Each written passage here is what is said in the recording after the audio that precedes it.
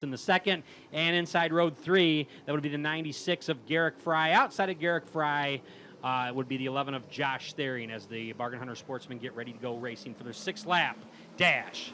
Here they come, green flag, and we're racing. Smith and Robinson side by side. Smith still a little wobbly coming out of turn 2. Here comes Ware to work on the inside of Robinson. That would be Terrence Robinson.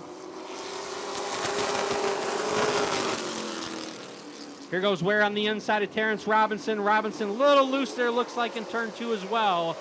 Howie Ware backed off for safety.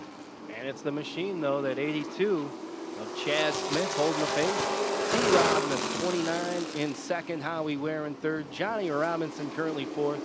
Garrett Fry, as we welcomed him back in the 5th spot. And Josh Thering bringing it all up. Josh Thering has a dash win. The 36 of Howie Ware has a dash win. And the 96 of Garrett Fry. Only 3 have won dashes out of these 6 cars on the track right now. But it's the 82 of Chad Smith who's making a little more room as he's pulling away.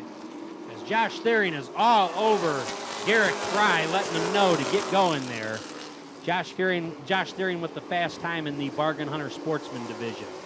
Yeah, Howie Ware is making T-Rob, the mailman, deliver a little bit faster.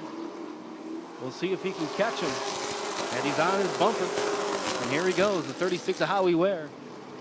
So 1 to go for the Days of Thunder Cole Trickle looking car of Chad Smith coming around here.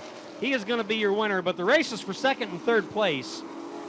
And it's going to be Terrence Robinson in 2nd, Ware 3rd, Johnny Robinson 4th, Garrick Fry 5th, and rounding out the field of 6 is Josh Thering.